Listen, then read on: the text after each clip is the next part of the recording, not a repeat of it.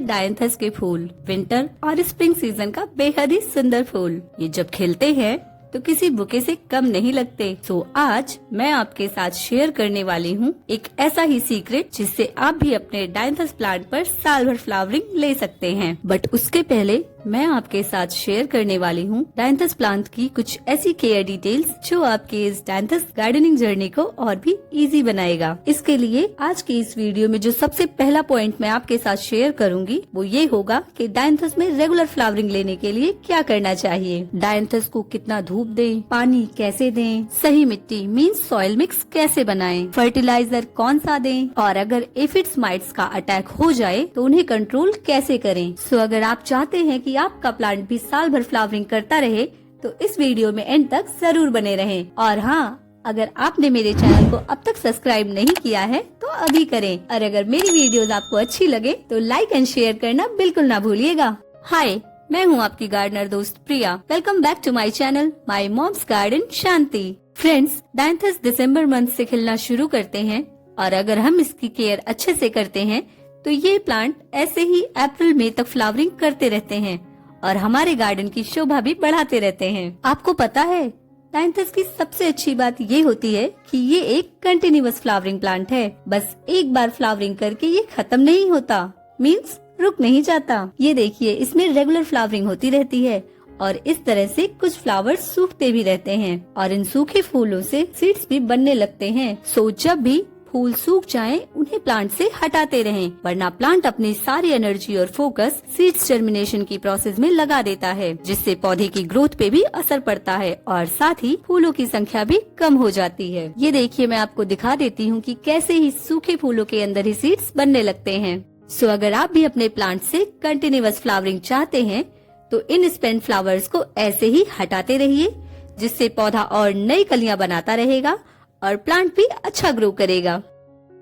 अब अगर हम बात करें कि डायंथस को कितनी धूप चाहिए, तो डायंथस एक सन लविंग प्लांट है, मींस इसे भरपूर धूप पसंद है। मैं अभी ये नए प्लांट्स नर्सरी से लेकर आई हूँ। मैंने अब तक इनको रिपोर्ट नहीं किया है, बट हाँ, अगर आपने अपने प्लांट को गमले में लगाया हुआ है तो इसे ऐसी जगह पे रखिए जहाँ डेली कम से कम इसे 6 से 8 घंटे की धूप मिल सके, वो भी सीधी धूप मींस डायरेक्ट सनलाइट मिल सके, जिससे पौधे में फ्लावरिंग अच्छी होगी। इसे छायादार जगह पर बिल्कुल ना रखें, लेकिन हाँ, समर्स में इसे दोपहर की सीधी धूप से बचाकर रखना होगा।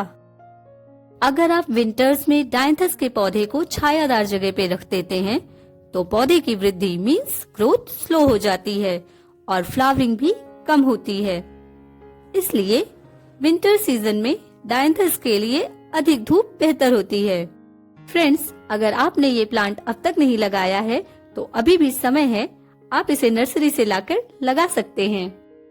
अब हम जानेंगे कि डायंथस में वाटरिंग कैसे और कितनी करनी चाहिए।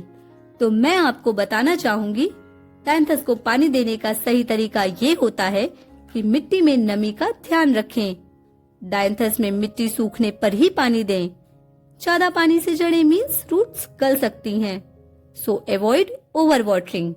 और हाँ, डायंथस के प्लांट पर ऊपर से पानी देने से बचें, पत्तियां गीली ना हो, वरना ये प्लांट पर फंगल इन्फेक्शन का कारण बन सकता है। गर्मियों में विशेष ध्यान दें और मिट्टी में नमी बनाए रखें, लेकिन ध्यान रहे मिट्टी का ऊपरी हिस्सा मींस टॉप सॉइल हल्का सूखने के बाद ही पानी दें।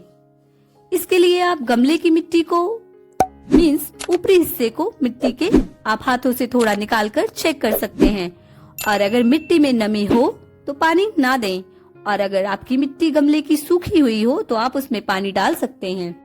अब मैं आपको बताने वाली हूँ कि डायंथस के लिए सही मिट्टी कैसे तैयार करें। सो फ्रेंड्स, डायंथस को हल्की अच्छी जल निकासी मींस वेल ड्रेन और पोषक तत्वों से भरपूर सॉइल मिक्स पसंद है।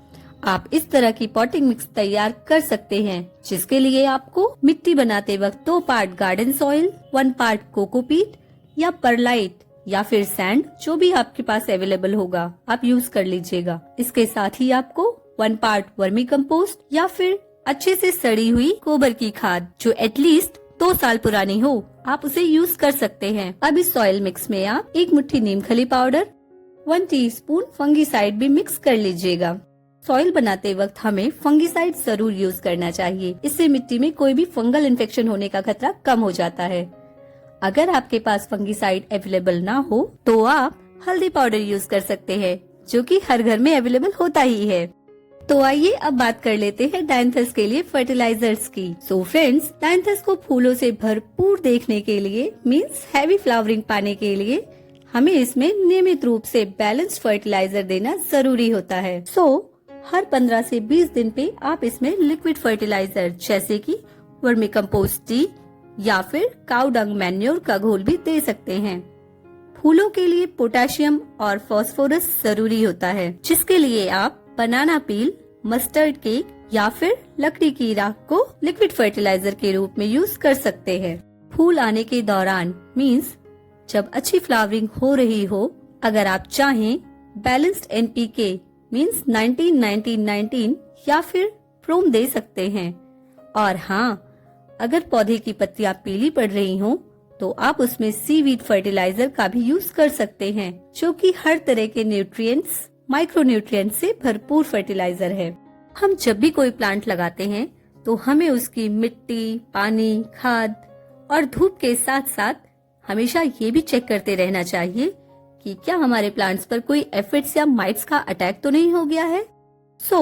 डायंथस को आप एफिड्स, माइट्स अटैक से बचाने के लिए हर 15 से 20 दिन पर आप अपने पौधे पर नीम ऑयल स्प्रे करते रहें, जिसके लिए आपको 1 लीटर पानी में 5 ml नीम ऑयल को अच्छे से मिक्स करना होगा और अपने स्प्रे बॉटल में फिल करके अपने प्लांट की पत्तियों, तनों और मिट्टी पर अच्छे से स्प्रे करना होगा। अगर आपका नीम ऑयल वाटर सोल्यूबल ना हो तो आप इस घोल में थोड़ा सा लिक्विड सोप ऐड कर सकते हैं। और हाँ, आपके लिए एक एडिशनल टिप ये भी है कि जब भी आप अपने प्लांट पर किसी भी नीम ऑयल या पेस्टिसाइड का स्प्रे करते हैं तो हमेशा अर्ली मॉर्निंग या फिर लेट इवनिंग ही करिएगा। वैसे तो इवनिंग का टाइम बेस्ट माना जाता है, क्योंकि ऑयल को रात भर काम करने का समय मिल जाता है। तेज धूप या दोपहर में स्प्रे करने से बचना चाहिए, क्योंकि इससे प्लांट की पत्तियां जल भी सकती हैं। So friends, now it's time to tell you secret tip for all year round non-stop flowering on Dianthus plant. Means आपके इंतजार को खत्म करते हुए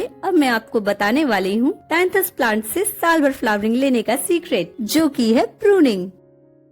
फ्रेंड्स, आप में से कुछ लोग तो जानते ही होंगे इस कटिंग के बारे में, और जो नहीं जानते होंगे वो ये देखकर घबरा जाएंगे कि मैं इन ग्रीन प्लांट्स को ऐसे क्यों कट कर रही हूँ। So फ्रेंड्स, मैं आपको बताना चाहूंगी कि यही है वो मेथड ऑफ प्रूनिंग, जो की है डायंथस से साल भर फ्लावरिंग लेने का सीक्रेट। क्योंकि इस कटिंग मींस प्रूनिंग के बाद ही प्लांट का सारा ध्यान उसकी ओवरऑल ग्रोथ पर चला जाएगा। जो एनर्जी अभी ये 2-4 फूलों पे लगा रहा था, वो पूरी की पूरी एनर्जी प्लांट अब नई ग्रोथ लाने में और पौधे को घना करने में लगाएगा। एंड आफ्टर 1 मंथ आप यकीन नहीं मानेंगे कि ये वही पौधा है जिसकी प्रूनिंग हमने की थी। मैं इन्हें जल्दी ही रिपोर्ट करने वाली हूँ। आप देख सकते हैं इस प्लांट में पहले से ही नई ग्रोथ आनी स्टार्ट हो चुकी है। इन प्लांट्स को रिपोर्ट करने के बाद जब मैं आपको इन्हें दिखाऊंगी ना, तो आपको गमला नहीं दिखाई देगा। अगर दिखाई देगा तो सिर्फ और सिर्फ फूल।